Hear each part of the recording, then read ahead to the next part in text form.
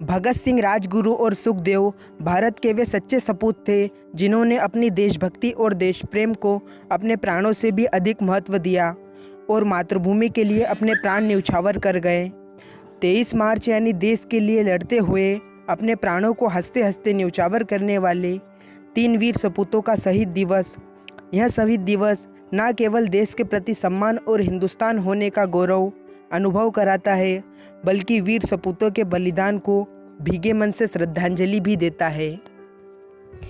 उन अमर क्रांतिकारियों के बारे में आम मनुष्य की वैचारिक टिप्पणी का कोई अर्थ नहीं है।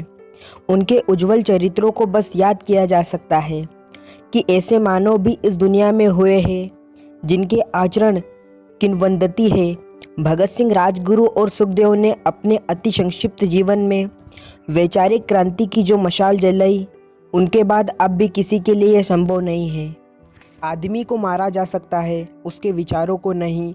बड़े साम्राज्यों का पतन हो जाता है, लेकिन विचार हमेशा जीवित रहते हैं और बहरे हो चुके लोगों को सुनाने के लिए ऊंची दीवारें जरूरी है। बम फेंकने के बाद भगत सिंह द्वारा फेंके गए पर्चों में भी यह लिखा था। भगत सिंह चाहते थे कि इसमें कोई खून खराबा ना हो तथा अंग्रेजों तक उनकी आवाज़ पहुँचे। निर्धारित योजना के अनुसार भगत सिंह तथा बटुकेश्वर दत्त ने 8 अप्रैल 1929 को केंद्रीय असेंबली में खाली स्थान पर बम फेंका था। इसके बाद उन्होंने स्वयं गिरफ्तारी देकर अपना संदेश दुनिया के सामने रखा।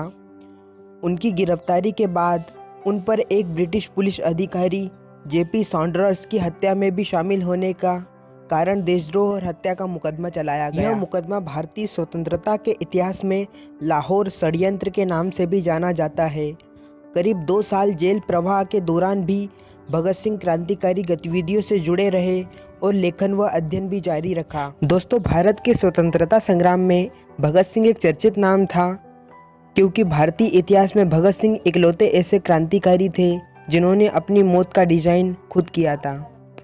17 दिसंबर 1928 को पुलिस अधिकारी जेपी सॉन्डर्स की हत्या का दोषी करार देते हुए उन्हें फांसी की सज़ा सुनाई गई थी।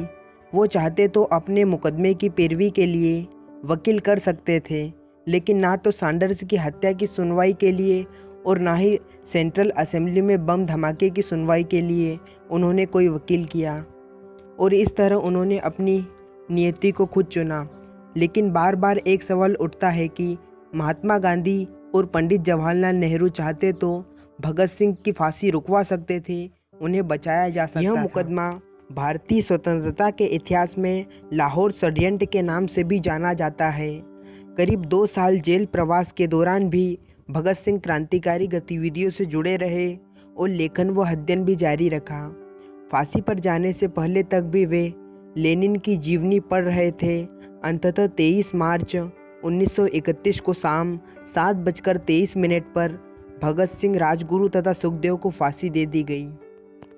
तो दोस्तों, सवाल ये उठता है कि क्या वाकई महात्मा गांधी भगत सिंह, राजगुरु तथा सुखदेव को बचा सकते थे, या सिर्फ ये एक ख्याल था? और अगर बचा सकते थे तो उन्होंने भगत सिंह, राजगुरु तथा सुखदेव को बचाया क्यों नहीं? दोस्तों, 14 फरवरी 1931 को पंडित मदन मोहन मालवीय ने वायसराय के सामने अपील की और कहा कि भगत सिंह की फांसी को आजीवन कारावास में बदल दिया जाए। उनकी अपील खारिज हो गई। 14 फरवरी को एक और बंदी प्रशिक्षणकारी यात्रा खारिज हो गई। फिर 18 फरवरी को महात्मा गांधी की वायसराय से बातचीत हुई, जिसमें महात्मा गांधी ने वायसराय से कहा कि उन्हें भगत सिंह और उनके साथियों की फांसी की सज़ा खत्म कर देनी चाहिए। यंग इंडिया में महात्मा गांधी ने लिखा है कि वायसराय ने उनसे कहा कि फांसी खत्म करना तो मुश्किल है, लेकिन उसे अभी के लिए टाला जा सकता है। लेकिन वायसराय अपनी बात पर कायम नहीं रहे और 14 मार्च को भगत सिंह और उसके साथियों को फांसी की तारीख पर मुकर्रर हो चुकी थी। 19 मार्च को महात्मा गांधी ने वायसराय इरविन के सामने फिर से मुद्दा रखा कि भगत सिंह की फांसी को टाला जाए, लेकिन इरविन ने इनकार कर दिया।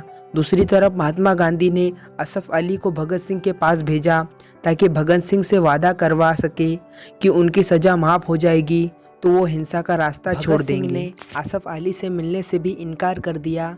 भगत सिंह अड़े रहे और फिर महात्मा गांधी ने 21 मार्च और 22 मार्च को लगातार 2 बार इरविन से बात की, इरविन नहीं माने और 23 मार्च को फिर गांधी जी ने उन्हें चिट्ठी लिखी, लेकिन जब तक इरविन चिट्ठी पढ़ते तय तारीख से एक दिन पहले ही 23 मार्च को भगत सिंह, राजगुरु और सुखदेव को फांसी दे दी गई थी।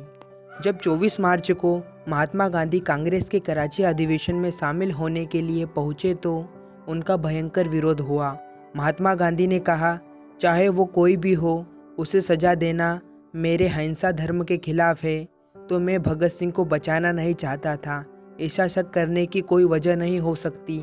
महात्मा गांधी ने कहा, मेरी फांसी रोकने की हर मुमकिन कोशिश की, कई मुलाकातें की, 23 मार्च को चिट्ठी भी लिखी, लेकिन मेरी हर कोशिश बेकार हुई। और रही बात चाचा नेहरू की, तो उन्होंने 12 अक्टूबर 1930 को भगत सिंह की फांसी से पहले ही एक सार्वजनिक भाषण में कहा था कि मैं उससे सहमत होऊं या ना होऊं, मेरे मन में भगत सिंह जैसे व्यक्ति के लिए साहस और श्रद्धा भरी है। भगत सिंह जैसा साहब बड़ा दुर्बल है। वायसराय को अपने दिल से पूछना चाहिए कि अगर भगत सिंह एक अंग्रेज होते और उन्होंने इंग्लैंड के लिए ऐसा किया होता तो उन्हें कैसा अनुभव होता। नेहरू ने अपनी किताब डिस्कवरी ऑफ इंडिया में लिखा है कि भगत सिंह एक प्रतीक बन गए थे। कुछ ही महीनों के अंदर पंजाब के हर शहर और गांव के अलावा भारत के बाकी हिस्सों में भी उनका नाम गूंजने लगा था। उन पर अनेक गीते रचे गए, उन्हें लोकप्रियता मिली, वो अद्वितीय है। और रही बात इसकी कि अगर भगत सिंह की फांसी रुक गई होती तो क्या होता, तो उसका सबसे अच्छा उदाहरण है बटुकेश्वर दत्त। भगत सिंह को फांसी जेपी सैंडर्स की हत्या वाले केस में हुई थी। सेंट्रल असेंबली में बम फेंकने वाले मामले में भगत सिंह और बटुकेश्वर दत्त को सिर्फ उम्र कैद की सज़ा हुई थी। भगत सिंह की फांसी के बाद बटुकेश्वर दत्त को काला पानी भेज दिया गया।